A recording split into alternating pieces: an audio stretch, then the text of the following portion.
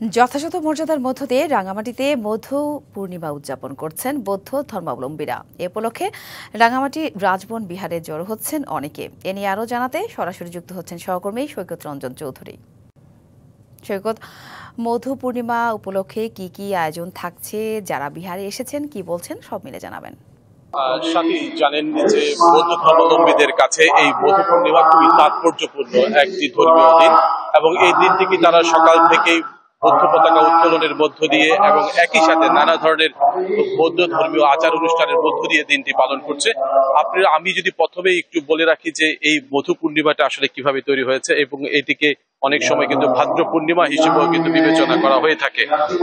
গৌতম বুদ্ধ যখন গহীন অরণ্যে ধর্ম চর্চা করছিলেন এই বর্ষ মাসের সময়, তখন সেখানকার যে বনের হাতি, সে হাতি প্রত্যেক দিন বৌদ্ধকে ফলমূল দান করতো এবং সেই দানের ফল সেটি একটি দেখতে পায় বানরেরও ইচ্ছা জাগে যে বৌদ্ধকে কিছু দান করতে। তখন বুদ্ধকে বানর কিন্তু তারা সেই বন থেকে মধু আহরণ করে সেইটি গৌতম বুদ্ধকে প্রদান করেন এবং গৌতম বুদ্ধ সেটি স্বাদ গ্রহণ করেন। সেখান থেকে আত্মহারা হয়ে বানর এক গাছ থেকে আরেক গাছে লাফালাফি করতে গিয়ে সে অসাবধানতাবশত পড়ে গিয়ে মৃত্যুবরণ করেন এবং একই সাথে স্বর্গে গমন করেন এবং দেবপুত্র হিসেবে আবার জন্মগ্রহণ করেন। নায়াসিনামাইড ও স্যালিসাইলিক সমৃদ্ধ লিলি ফেস ওয়াশ, যা ফেসের ডেড স্কিন সেল দূর করে দেয় দ্বিগুণ ফাস্টার ব্রাইটেনিং। সেই তিথিটি ছিল ভাদ্র তিথি।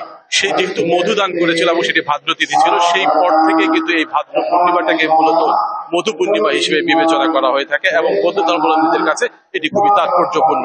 এই দিনটিকে যথাযথ মর্যাদায় কিন্তু রাজবন বিহারে পালিত হচ্ছে এবং একই সাথে সেখানে সঙ্গদান, অষ্টপরিষ্কার দান, পঞ্চশীল গ্রহণ থেকে শুরু করে নানা ধরনের দানাদি এখানে শুরু হয়েছে এবং আমরা দেখতে পাচ্ছি যে রাজবন বিহারে নানা ধরনের ধর্মীয় বন্দনা বৌদ্ধ ভিক্ষুরা তারা প্রদান করছেন এবং একই সাথে এই বিহারে যারা উপাসকেরা আছেন তারা সেটি গ্রহণ করছেন। একই সাথে পুরো বাংলাদেশরা পুরো পৃথিবীর সকল মানুষের যুদ্ধ, হানাহানি, হিংসা বন্ধের জন্য তারা প্রার্থনা করছেন এবং অহিংসার ব্রত নিয়ে যাতে প্রতিটি মানুষ চলতে পারে সেই প্রার্থনাটুকু তারা করছেন।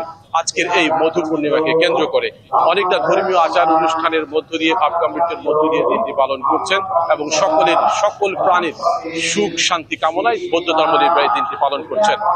সব্বে সত্তা সুখিতা ভবন্তু, জগতের সকল প্রাণী সুখী হোক, এই কামনায় আজকের দিনটি পালন করছে বৌদ্ধ ধর্মাবলম্বীরা। ধন্যবাদ সৈকত।